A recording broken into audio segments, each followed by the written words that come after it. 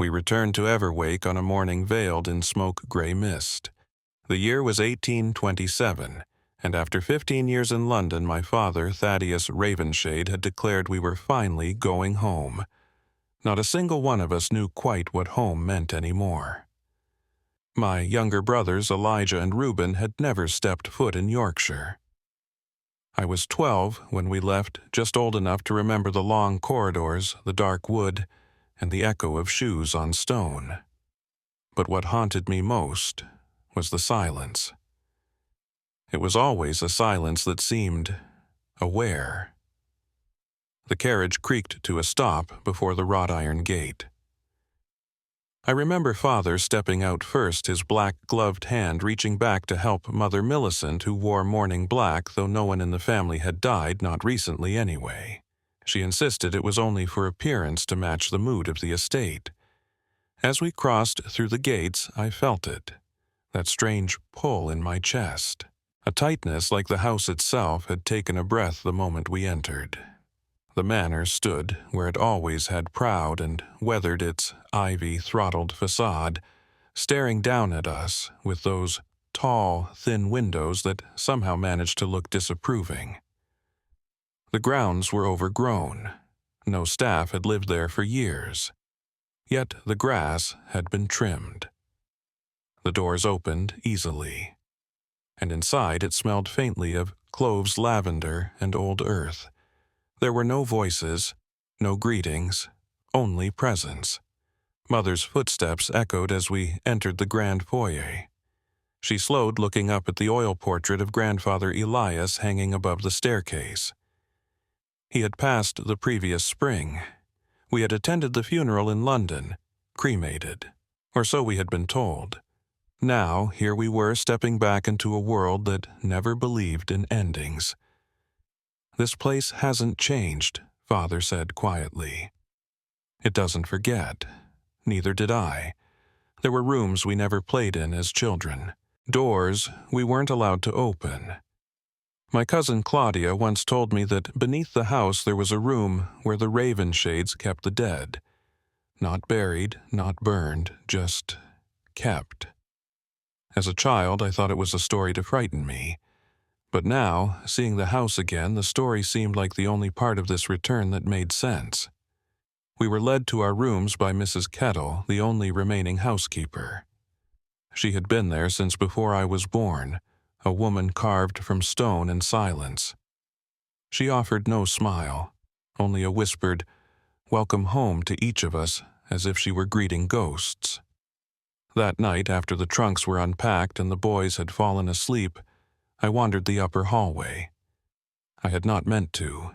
I only followed the scent, that strange mix of dried roses and cold metal. It led me to the east wing where the windows had been blacked out with heavy velvet drapes. And there, in the corner of a corridor, I didn't remember stood a single chair. On it was a folded black shawl delicately embroidered with the Ravenshade crest.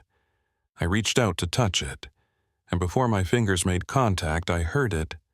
A breath, soft and patient. It wasn't mine. The next morning, Father asked me to come with him. He stood in the hallway outside the dining room, already dressed in black from collar to boots, his cane tucked beneath one arm.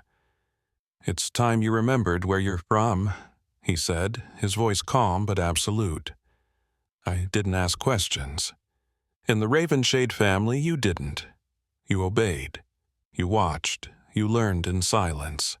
We walked past the breakfast room where Reuben and Elijah were quarreling over toast and beyond the corridor that led to the old greenhouse. He unlocked a door I had never seen before, not hidden, just unnoticed. It was narrow, framed in cold iron rather than wood, and opened with a creak that sounded far too alive. The staircase beyond was stone, damp. The air shifted, growing heavier with each step down. My boots echoed like they were disturbing something. "Where are we going?" I asked finally. "To see the ones we still keep," he replied. At the bottom of the stairs was a small vestibule with a gas lamp and a thick velvet curtain drawn across a wide archway. Father paused, lit the lamp with a match, and handed it to me. He didn't move the curtain yet. "You've heard of the Still Hall, I imagine," he said. I nodded. "It is not a mausoleum. It is not a crypt. It is a room of presence. We do not believe in interment. The soul chooses when to leave, not the living, and until then we honor that choice." With that, he pulled the curtain back. The room was vast. Stone walls, high vaulted ceilings. Heavy chairs lined both sides in symmetry, each one occupied by a figure still dressed in formal clothing, hands resting gently on laps or canes or folded books.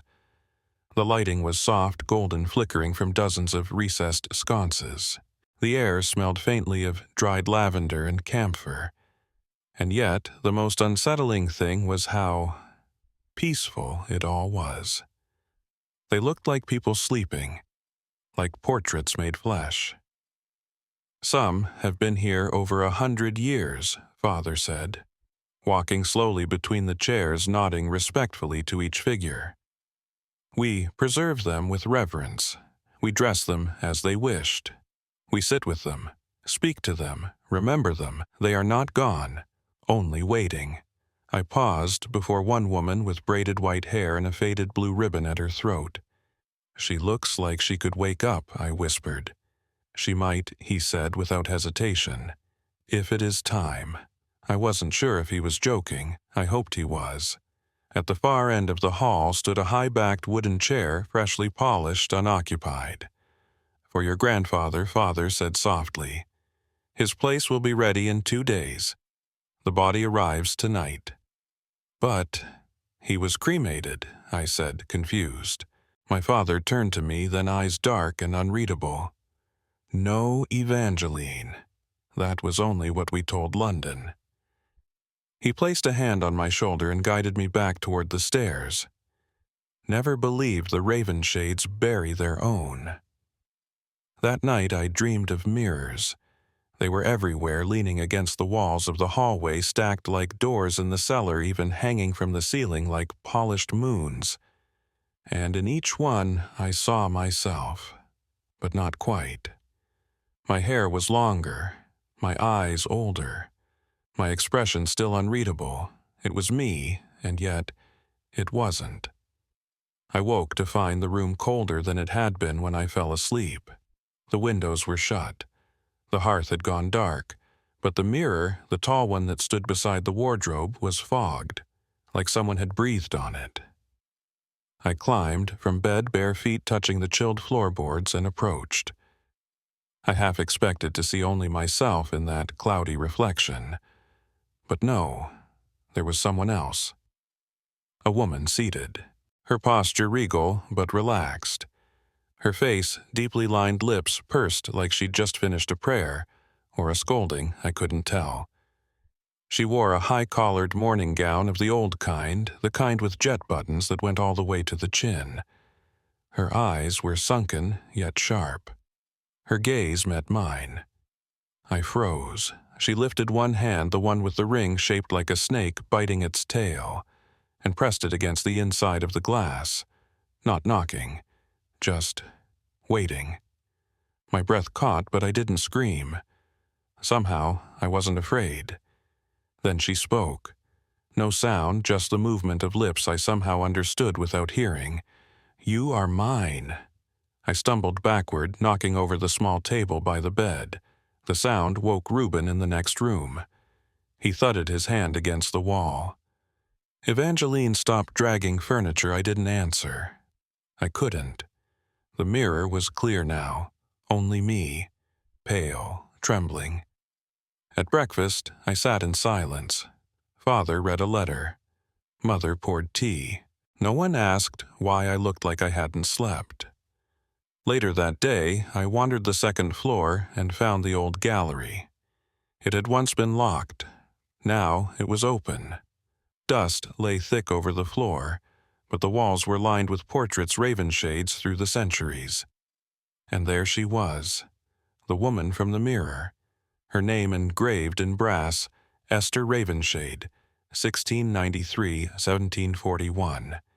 Matriarch, keeper, first to remain. I stared into her painted eyes for a long time. They were the same, hollow. holding something.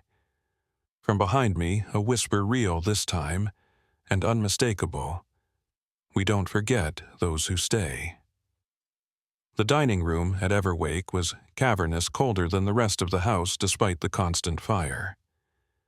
The table stretched longer than seemed necessary, polished to a shine so sharp it reflected the candlelight like still water.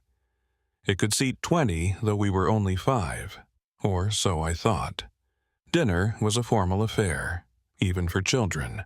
Elijah fidgeted in his chair, Reuben kicked his boots against the legs of the table, and Mother, as always, corrected us with a glance. Father took his seat at the head, unfolding his napkin with ritual precision. I took mine across from him and immediately noticed the place beside me set perfectly. Plate, silver, a glass of red wine untouched. The chair was slightly angled outward, as if someone had just stepped away, but no one ever came. It happened the next evening, too, and the one after that. Always the same place, always the same setting. Every fork aligned, every fold perfect. I asked Mother once softly, "Who is this place for?" She didn't look up. Her voice was barely above a breath. "Whoever is not yet gone." That answer sat in my mind like a stone in the stomach. Father never acknowledged it, but I noticed the way he sometimes glanced that direction before beginning grace, and how the servants, those few who still remained, never made eye contact with the empty chair. On the 4th night I lingered after dinner, pretending to be occupied with folding my napkin, just so. I waited until the others had gone, and then I sat in the chair. The room felt instantly wrong. The air shifted. The fire popped once louder than necessary. I looked down at the wine glass. It had fogged, not from the drink, but as if someone had leaned over it and sighed. And then, from the long window behind me, I caught a reflection. 2 people sat at the table. Me, and a woman in black beside me. Her hands folded, her face calm, her presence unmistakable. I turned. The chair was empty. But the wine glass was no longer full. There was a hallway in the west wing we were told not to walk after dusk. It wasn't locked. There were no gates or chains or warnings, just an old faded rug and a subtle chill in the floorboards as if the air had turned inward. The portraits on the walls were older than any others in the house. Oil on canvas cracked varnish. Gold leaf frames dull with age. I'd walked it once as a child, and remembered the sensation of being watched the entire way through. Now, at 16, I returned. There were 21 paintings in total. Each bore the name of a Ravenshade, some going back as far as the late 1500s. Men with somber faces, women with black veils and unreadable eyes, their gazes all faced forward, never turned, never warm. Except one. The portrait at the very end, hung slightly askew, was of a girl no older than I. Hair parted neatly, dress buttoned to the throat, hands resting in her lap with a closed book. The plaque beneath it read, "Esther Ravenshade, age 13, 1706, the same Esther I had seen in the mirror. And in that moment I realized something else. She looked exactly like me. Not in the vague way distant relatives sometimes resemble one another, but precisely. Same jawline, same nose, same tilt in the corner of the eyes. It was as if I had sat for that portrait myself. I stepped closer, and then I saw it the faintest difference. In the background, almost hidden behind the brushwork of the chair, was a hand not belonging to the girl. A skeletal one, pale and long-fingered, resting lightly on the edge of the seat, as if reaching from behind. I turned away, my heart hammering. And yet, curiosity kept me. I came back the next day, and the day after, and what I saw changed.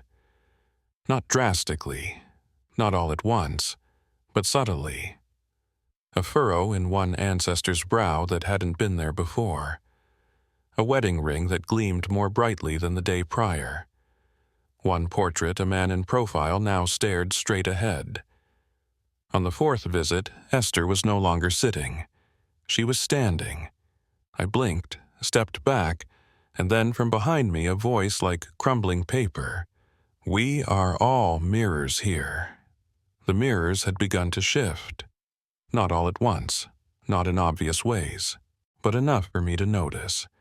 In the morning, the long glass near the stairwell no longer showed my brothers when they passed behind me. At night, the oval mirror in the drawing room would fog just before I entered, as though someone had been standing there moments before. And always, there was her, Esther.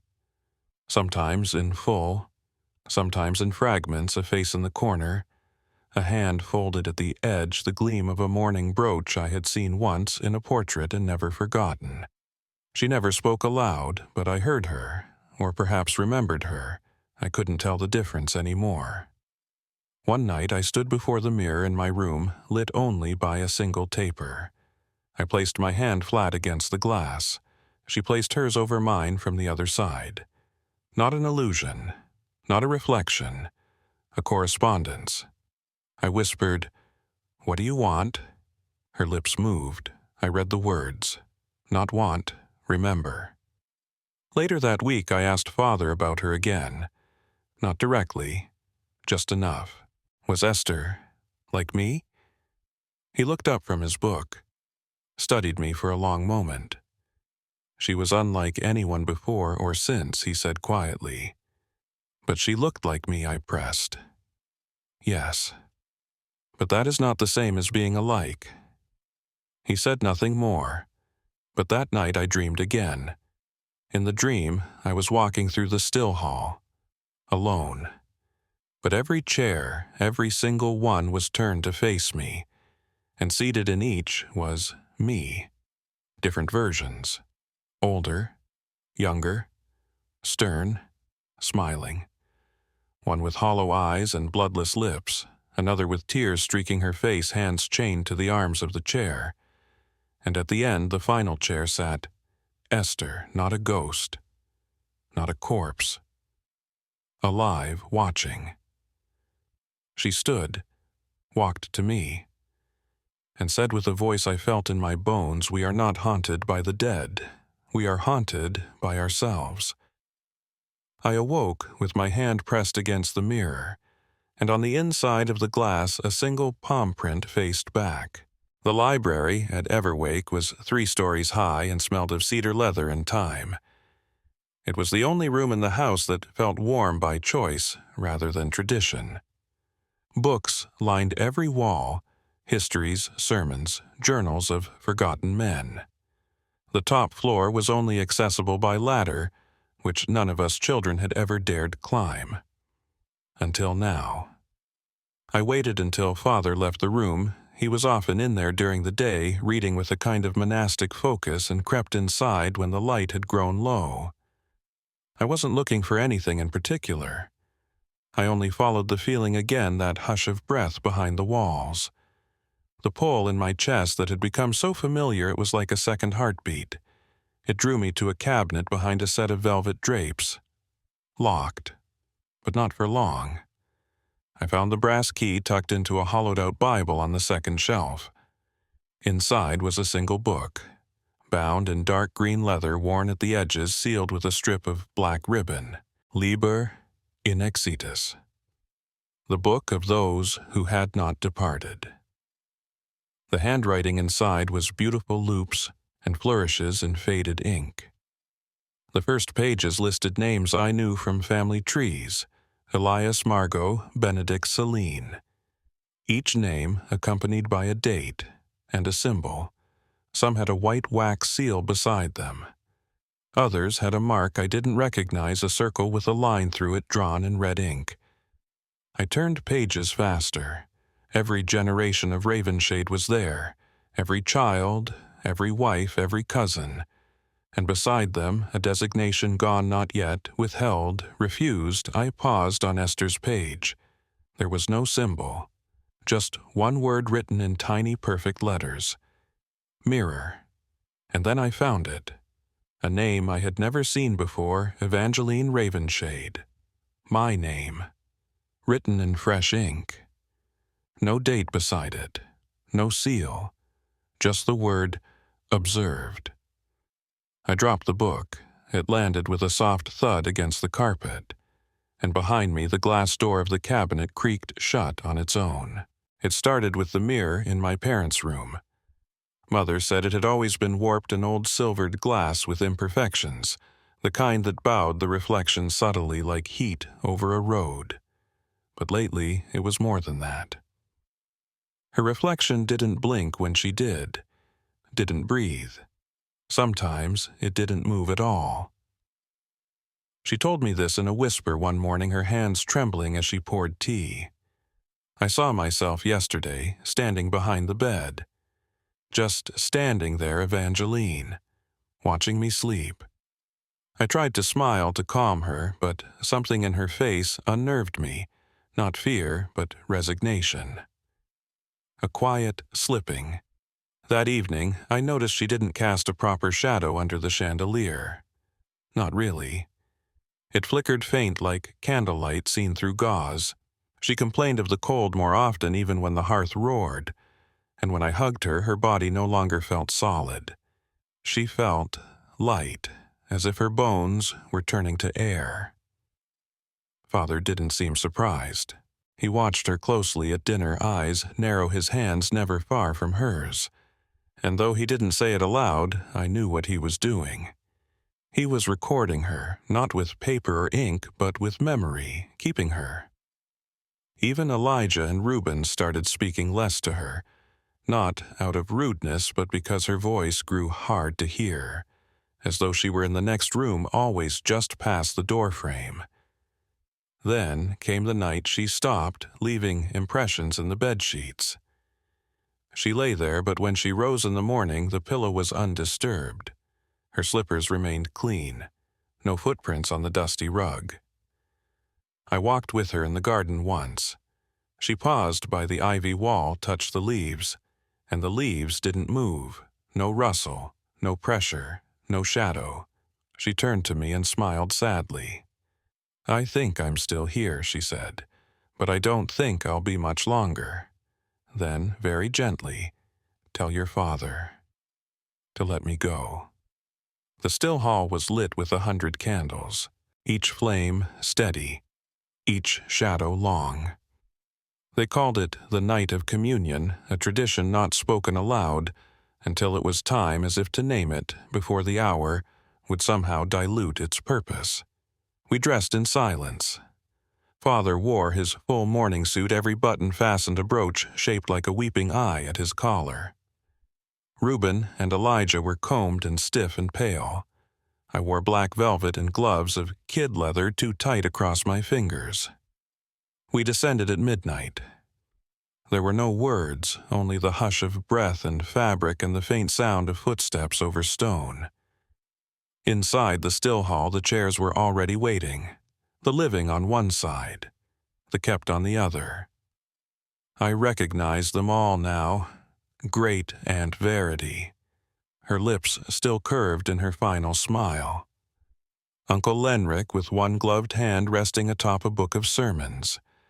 Cousin Abel, seated slightly slouched as if he'd dozed off during a lecture. And one chair remained between the rows empty. Mother's. She stood at the threshold, unsure whether she belonged among us or among them. Her face was pale as snow, but composed. Her eyes found Father's. For a long time he said nothing. Then he gave the faintest of nods. She crossed the floor and sat in the empty chair between worlds. And then the ceremony began. There was no music, no priest, only silence total and sacred. We sat with the still ones hour upon hour, acknowledging them, matching breath for breath, blinking only when they did, if they did. It was a form of remembering, not mourning, not denial, something older.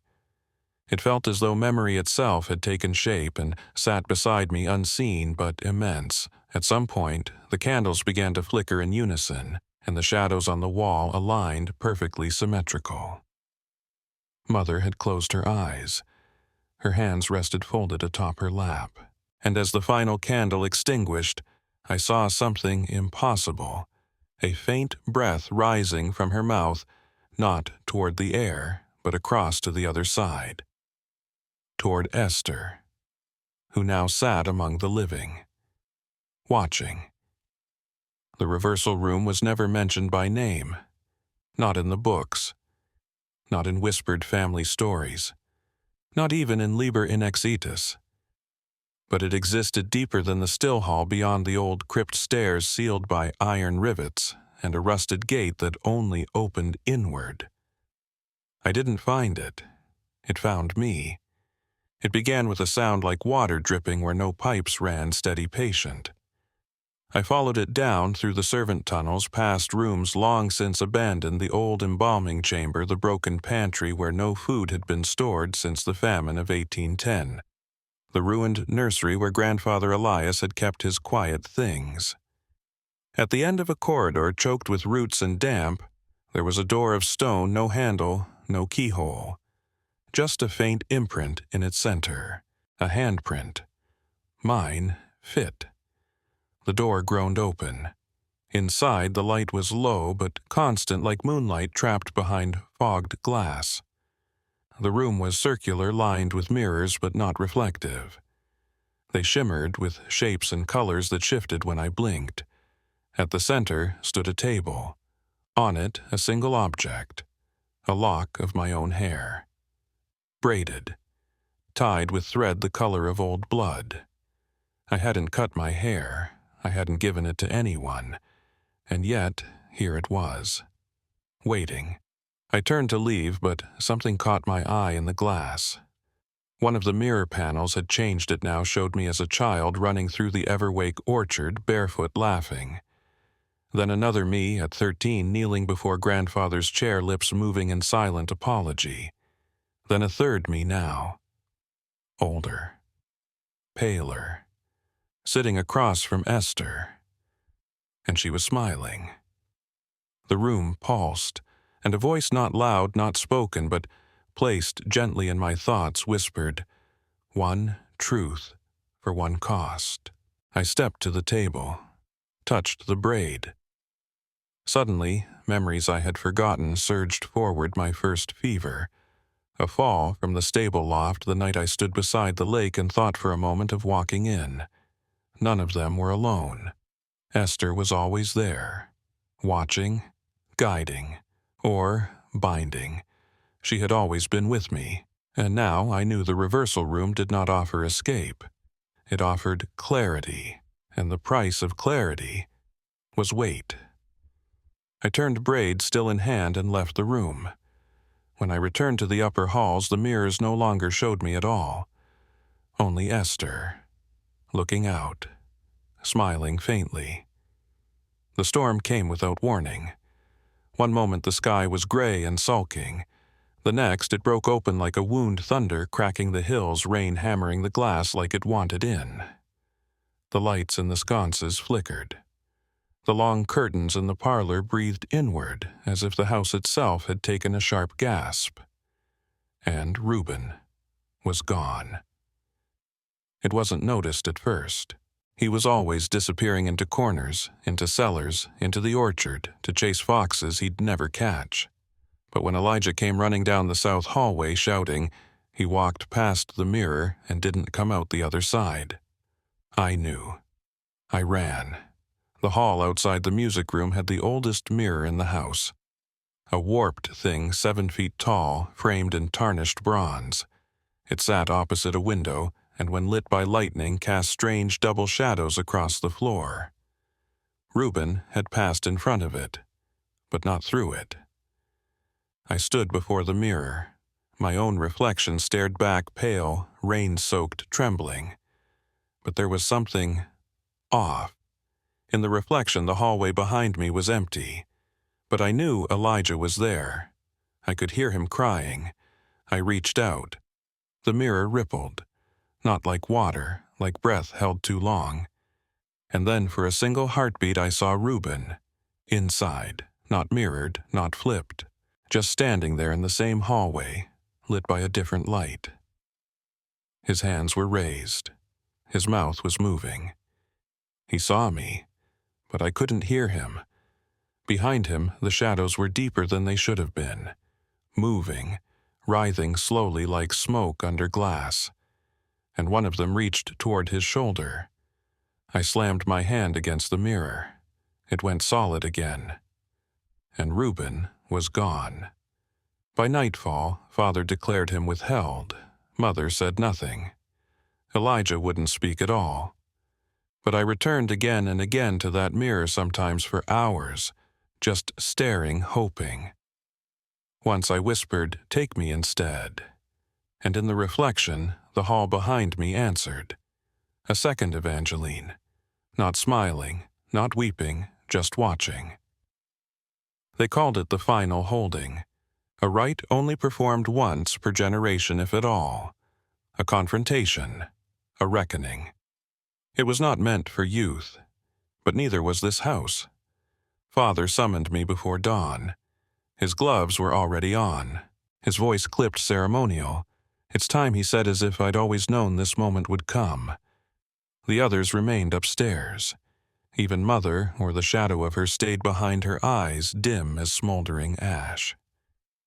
He led me through the back passages down into a wing of Everwake that even the servants avoided.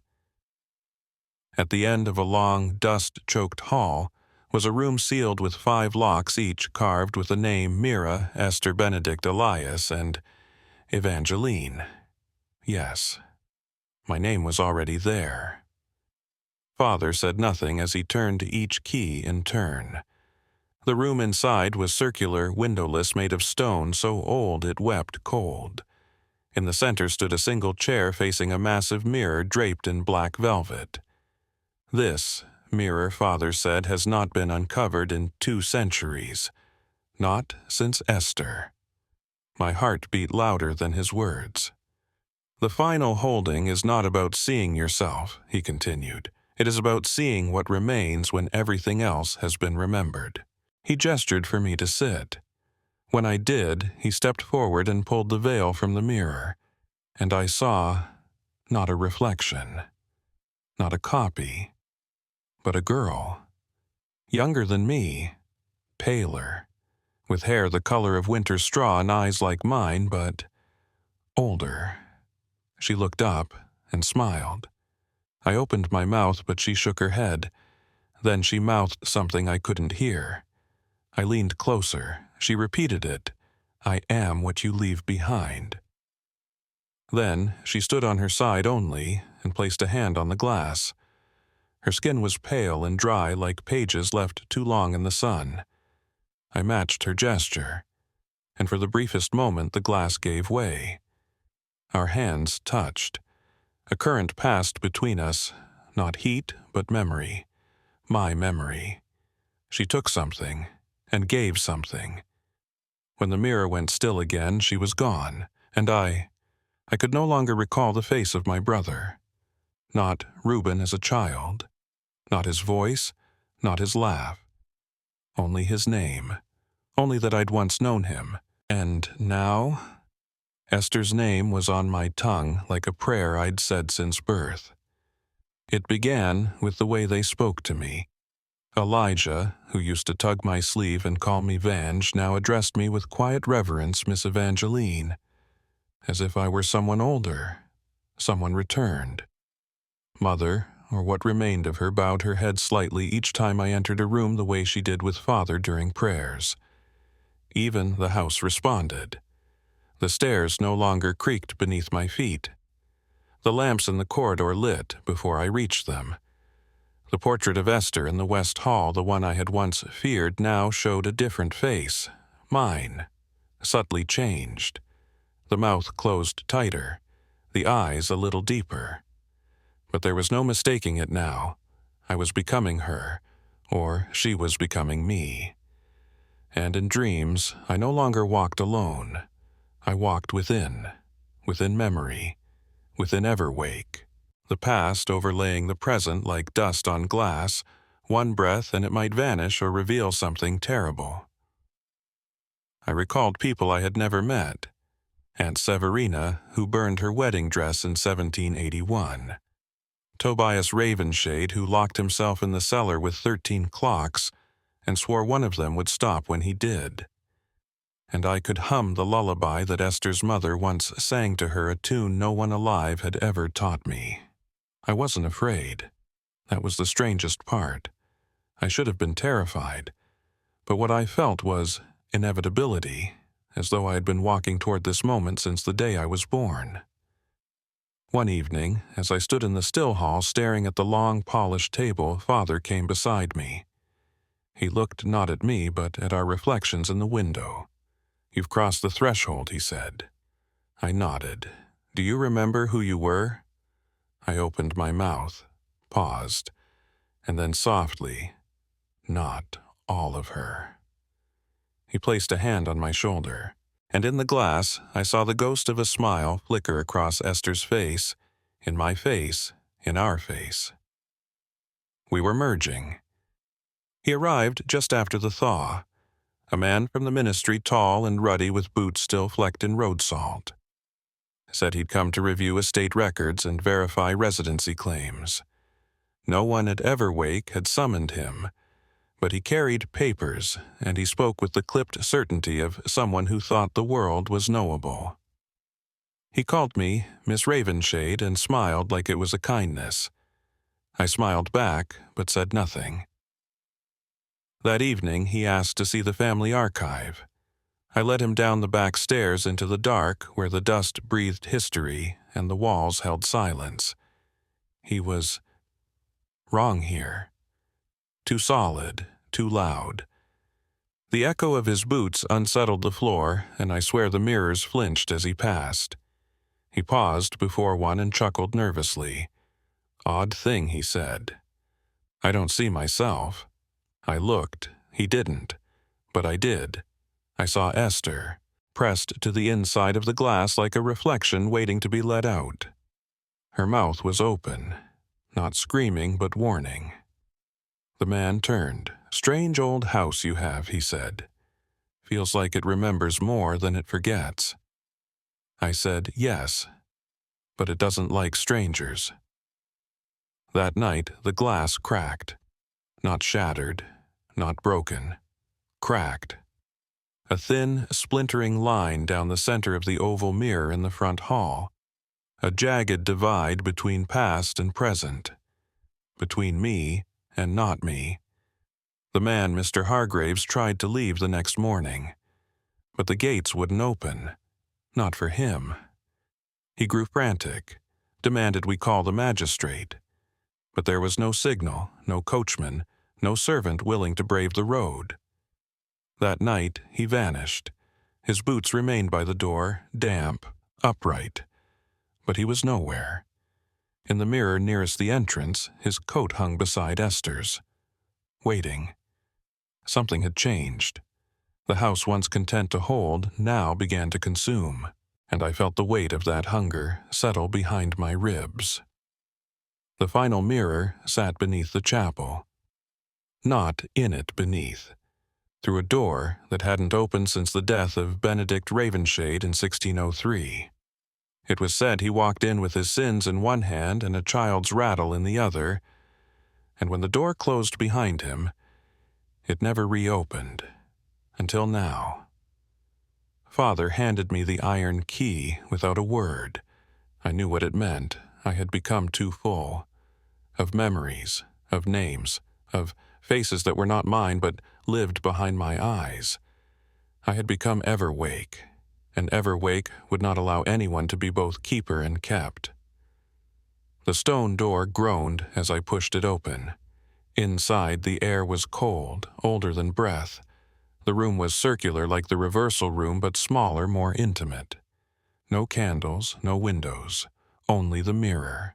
It stood 10 feet high, arched like a doorway framed in carved blackwood so smooth it drank in light. Its surface shimmered, not like silver, but like still water under stars. and before it a single phrase etched into the floor, "Choose what you carry." I stepped forward. The mirror rippled, and then I saw them all. Esther, Reuben, Mother, versions of myself at every age, scattered through centuries. Some weeping, some silent. One with blood on her dress, one with a rose in her hand. All waiting, but only one stepped forward. Esther as me. She looked tired, but kind. She extended a hand. "If you stay," she said, "you'll forget your name. You'll remember all the rest." I asked, "And if I go?" Her smile faded. "You won't know what you've lost, only that something followed you." We stood in silence, and then I asked, "What did you choose?" She looked away.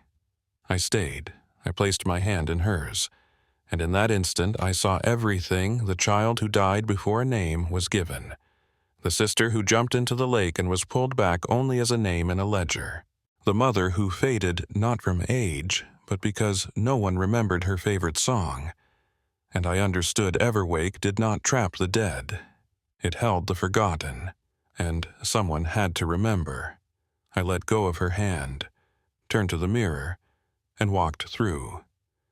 Not backward, not forward, but within. When I opened my eyes again, I was in the orchard. Spring had returned. Elijah called my name. I turned and smiled, because I remembered who I was and who I carried.